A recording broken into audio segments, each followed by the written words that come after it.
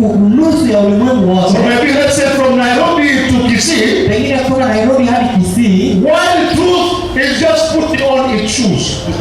Ile hali ukweli umevalia viatu vyake. So while truth is just waking up, wakati ukweli unaamka, maybe close to Limuru, pengine kama uongo umefika by, maybe I don't know, close to the uongo umefika Victoria, kuelekea Lake Victoria. So he said a lie can travel halfway around the world.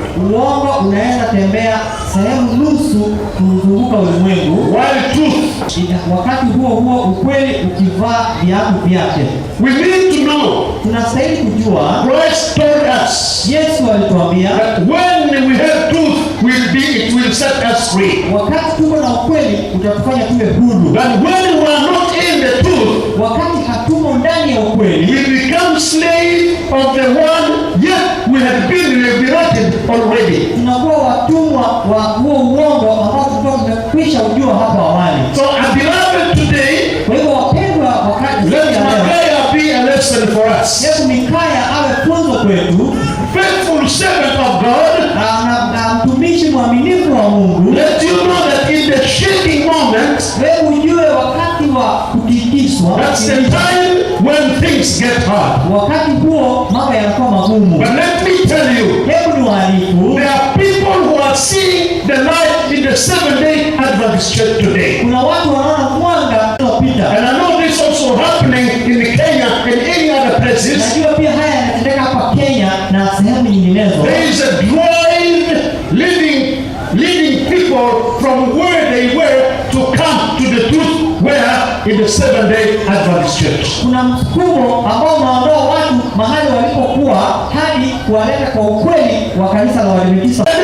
Tuseme during the daylight you don't see the stars. Wakati wa mwanga huwezi ona zile nyota. But when it is dark, lakini ukiwa giza, you start seeing the stars. Utaanza kuona nyota moja moja. In the daylight we look forward heaven. Wakati kuna mwangaza tunaangalia pale mbingu. And what is White said from 5th Testimony chapter 80, verse 80, let's say page 80. Mama White anasema nini katika kitabu hicho chake ukurasa wa the 5th Testimony ukurasa wa 81. In the daytime we look toward heaven. Wakati wa mchana tunaangalia mbingu. But we do not see the stars. Lakini hatuoni nyota. But they are there.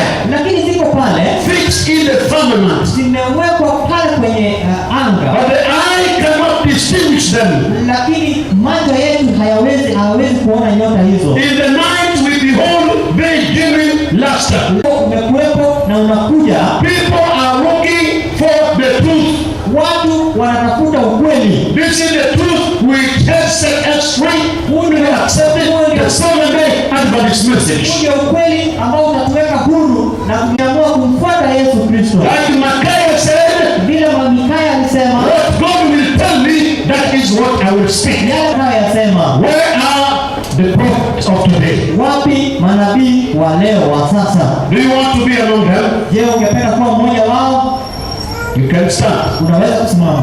If you want to be among the prophets of today. Ikiwa ungependa kuwa baina ya manabii wa sasa. God has given you, Mungu amekupa, that you can speak on his behalf. Ya kwamba unaweza kuzungumza kwa niaba yake. You can share the good news to other people. Unaweza shiriki ujumbe huu mwema kwa watu wengine. You have experienced what salvation is. Umeshuhudia wokovu ni nini within your and my family. Kwa familia yako. And let's go on further and further. Hebu tuenende zaidi na zaidi.